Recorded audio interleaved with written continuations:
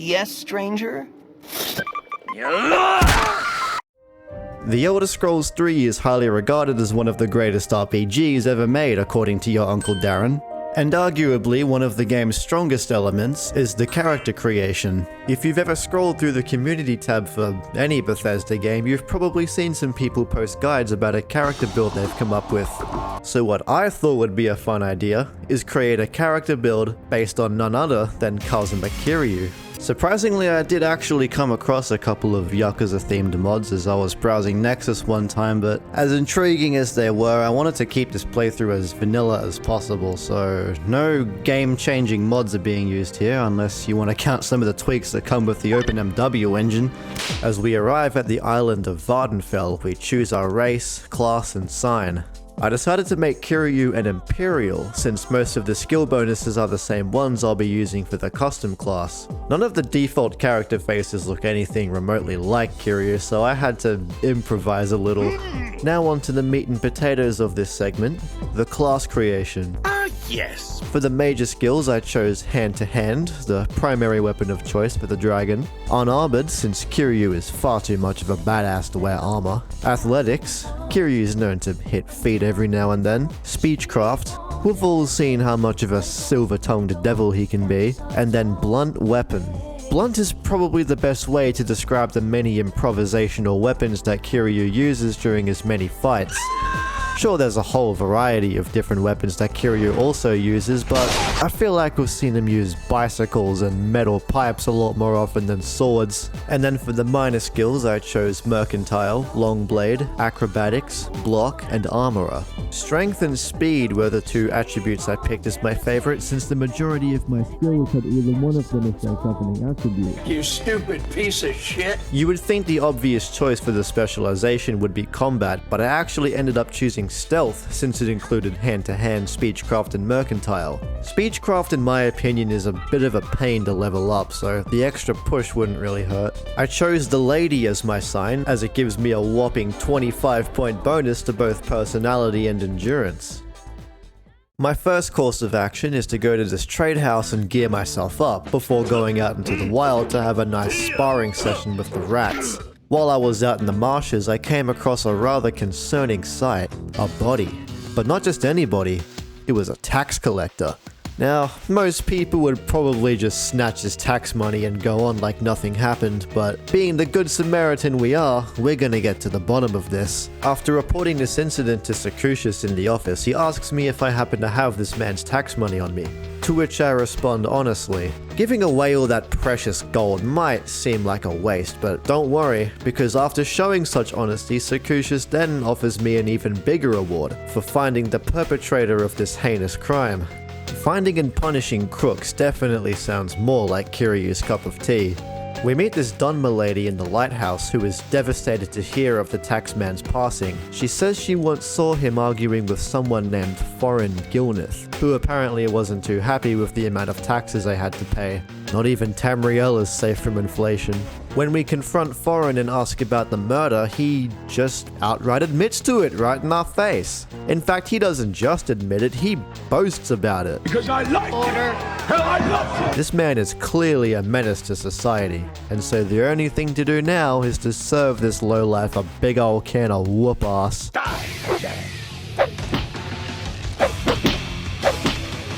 I feel like now would be a good time to elaborate on how the unarmed combat works in this game. You see, rather than damaging the enemy's health, punching them instead actually damages their stamina, or fatigue in this case. If you whittle down an enemy's stamina low enough, they'll collapse from exhaustion, completely defenseless. Punching them while they're on the ground does deal health damage, but the output is pretty lacking, so you're better off just using a weapon. Now you might be thinking, if hand-to-hand doesn't really do that much, then why do I insist on using it? Well, there's two reasons actually. The first is that your fatigue is a lot more important than you might think. As you might already know, Morrowind is quite infamous for its prominent use of RNG. Almost every action you perform is determined on a dice roll. Whereas stuff like your skill points and attributes play a significant part in altering your chances, the game does actually factor in your current fatigue level as well. The amount of fatigue you have can actually govern the chances of actions like landing and evading hits, as well as casting spells, sneaking, and even buying items. Yeah, sorry mate, you're looking a bit winded there, gonna have to charge you extra. While I'm not doing much in the way of health damage, the enemy's still getting weaker in a different sense. And the second reason is, I'm role-playing. Shut up! This fight was a lot more tedious than it needed to be, which is to be expected since I'm still fresh off the boat. Many of my swings were missing and the ones that did land weren't doing as much damage as I'd like them to. At one point he even began to overpower me, knocking me unconscious every time he got a punch in. It was clear that I was losing this fight, so I had to do what any skilled fighter would do in a situation like this: step outside and take an hour-long nap.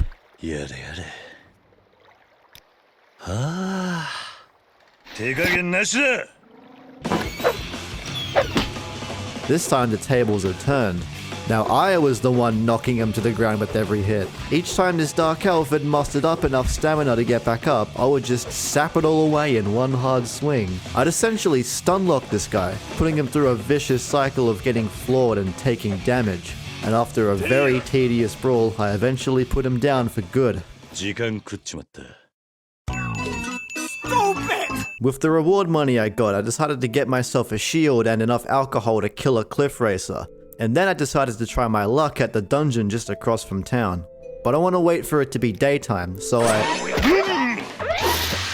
Some crackhead at Bethesda thought, you know what this expansion really needs? A random chance for the player to get fucking jumped every time they want to rest. That would make for a really fun and engaging questline, I think. The Dark Brotherhood assassin chases me all the way into town, but apparently to everyone else there, that's just another Tuesday evening, as not even the guards seem to give a shit that I'm under attack. Hello, Outlander.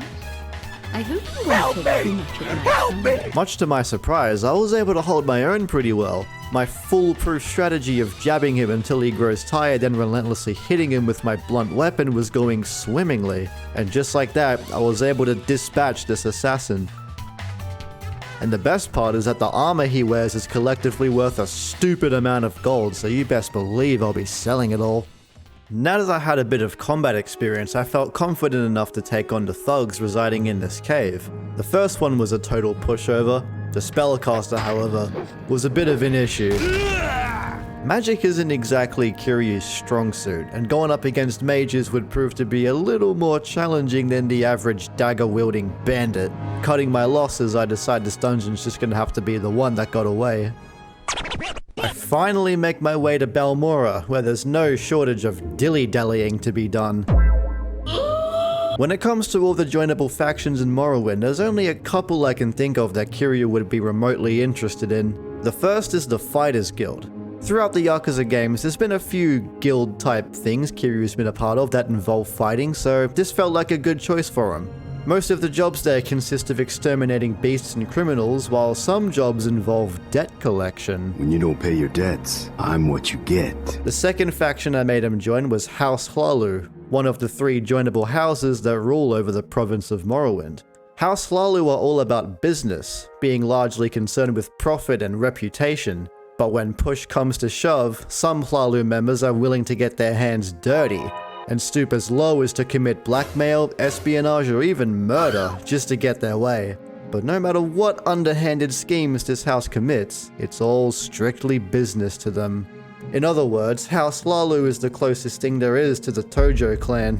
Ignoring my responsibilities as the Nerevarine, I spend a good amount of time doing some guild work.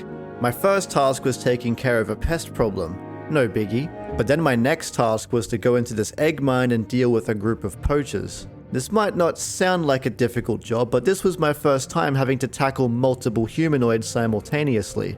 The main approach I took for this fight is to rely on evasive maneuvers to stay alive, and to hard focus on each person one by one. The sooner I whittle down the amount of enemies, the less overwhelming the fight will be. How long will I actually commit to this strategy? Ultimately, I defeated the poachers, and I was ready to take on my next job. This time, instead of fighting 2 hooligans in a cave, I'm fighting 3 hooligans in a cave, plus 1. After proving that I was able to take on a 1v2, it's fair to say I was a little overzealous about this mission. Not only were they considerably spongy, but I was getting staggered every time they so much as breathed in the same direction as me. No matter how many times I tapped out and rested my health back, they were simply too much for the dragon to handle. So it looks like I'm putting this quest on hold. In the meantime, my training consisted of throwing hands with wild animals and helping out citizens I find along the road. Like this Nord who got scammed because he couldn't keep it in his loincloth. Or this red guard who needs me to escort her to some shithole called Mok. In return, she gives me a very special item that I would personally consider to be an essential. The Boots of Blinding Speed. As the name might suggest, these enchanted boots give you a ludicrous increase of speed points while they're equipped. But there's one small catch. Turns out there's a good reason they're called the Boots of Blinding Speed. The only way to counter this is by either using a resist magicka spell or just simply be a Breton. There is a better solution to this whole debacle, but I don't quite have the funds for it just yet. After quite a bit of freelancing, I figured it was about time for a rematch against the 3 bandits I was struggling with earlier. After psyching myself up with potions, I go back in for round 2. This time, the odds were much more in my favor. This was great, because it meant that one thing was for certain. I was getting stronger. I was beginning to see with my own eyes just how busted hand-to-hand can be during battle. It was getting to the point where a lot of my encounters played out in the exact same way, with me stun-locking them into submission before inflicting massive damage whilst they lay defenseless. No matter what types of enemies I was up against, they were simply unable to counter the sheer power that is the bare-knuckle brawl. It wasn't until I'd reached level 10 that I thought maybe I should get a wriggle on with the actual story. And so I finally met the person that I was sent for in the first place. Ah, welcome. The orders you get from Caius are your run-of-the-mill Elder Scrolls quests. Go to this place, talk to this person, and go grab this thing for me. And after a few rounds of MacGuffin fetching, I thought some more side hustling was in order. The Ordinators in Vivek City were having a bit of trouble trying to solve a homicide that had just occurred. After I found the perpetrator and brought them to justice, I was given the choice of 2 rewards, some heavy armor, or an enchanted belt that provides a generous boost in defense.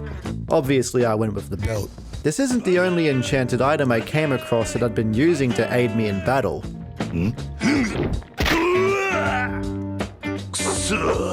In one of the dungeons, this dead body was holding an enchanted bracer that briefly fortifies my hand-to-hand skill by 7 points.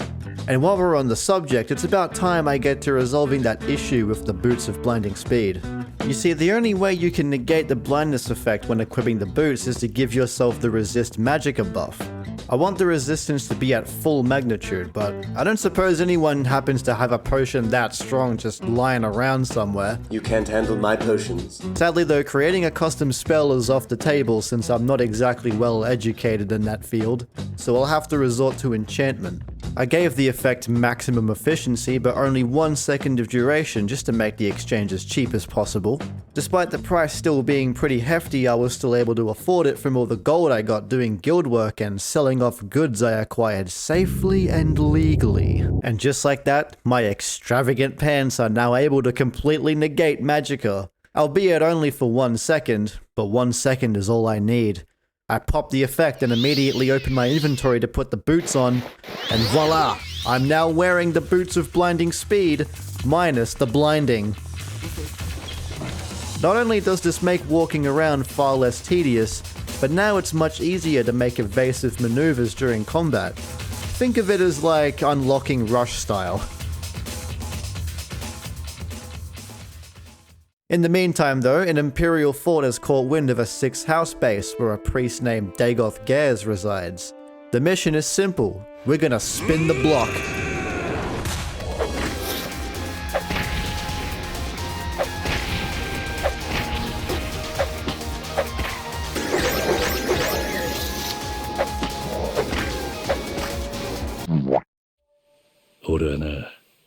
After busting one of the dissident priests out of prison, it's revealed that one of the trials involves finding Azura's secret stash of items that may or may not be useful to me. As I retrieve the moon and star, Azura herself speaks to me. What's going on, Nerevar? How you doing, brother? You're doing a fucking ripper of a job so far, alright? Now, your next task, alright? You gotta go to all of the Ashlander camps, right? And you gotta go to the Ashkans there, and you gotta make them name you the Nerevarine, alright? It might be a bit tough because, you know, all of them are pretty fucking racist, but you know, you'll get it done, you'll sort it out. And then next, you gotta go to all the different houses, right? And you gotta make them name you the fucking Hortator, right? Because I'm telling you, mate, the OG Nerevar, right? He was fucking Hortator too, okay? So it just, you know, it just makes sense, alright? It's just trust me, okay? Trust the process. Oh, and by the way, the Tribunal are a bunch of fucking shit cunts, alright? But you didn't hear that from me, okay? Yeah, get out there, get it done, get in amongst it. Alright, cheers, mate. This is by far my least favorite part of the main quest line. All I have to do is go to the different Ashlander camps and then talk to all the Ashkans, do them from the other houses, and then have to kill this thing so popular and everyone a piece of shit. Oh hey Vivek, what's up?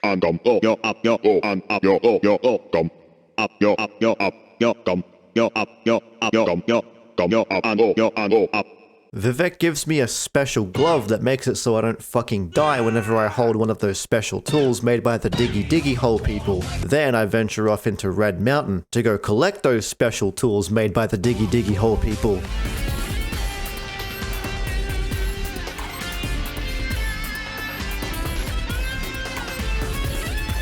Yoshi yoshi. Nani?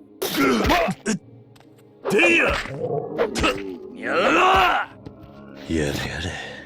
Hey you, what's up, man? Ora.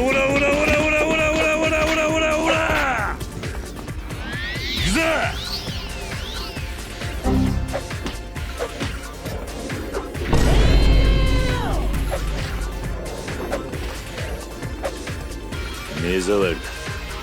Now that I have what I need to destroy the heart of Lorcan, it's time for the final showdown.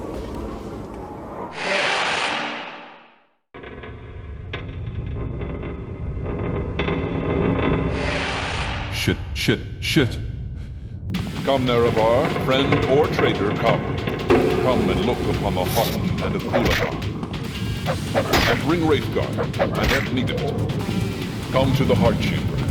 I wait for you there, where we last met countless ages ago.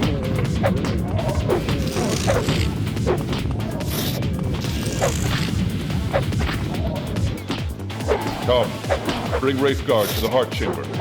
Together let us free the cursed false gods. Welcome, Nerevar. Together we shall speak for the law and the land, and shall drive the mongrel dogs of the Empire from Morrowind.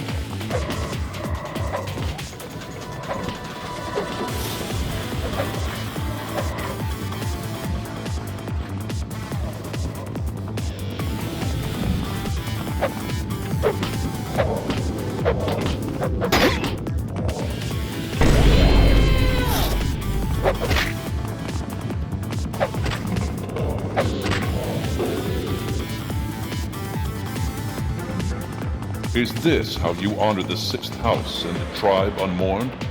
Come to me openly, and not by stealth.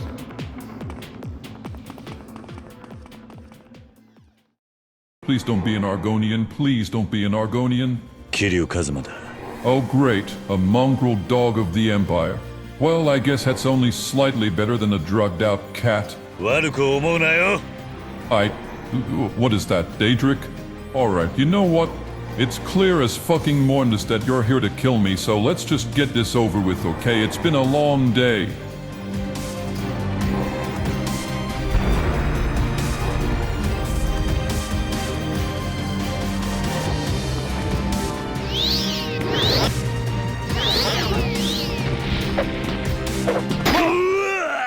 Fuck.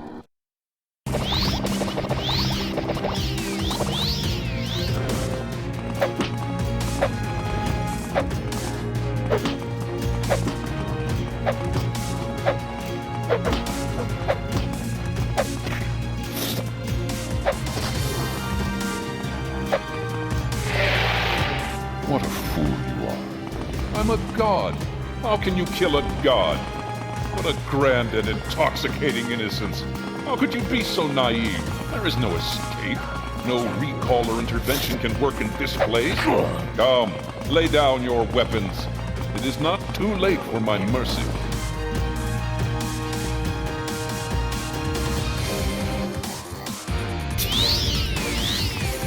What are you doing? What are you doing? Fool! Stop! This is the end.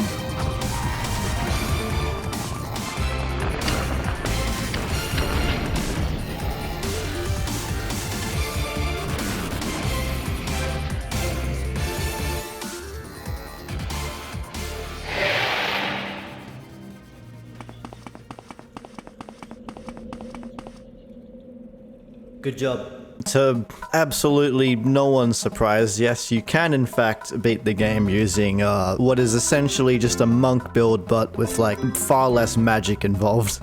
Be sure to stay tuned for my next video. Can I beat DMC3 as the lifeline of Kamurocho? Spoiler alert, yeah.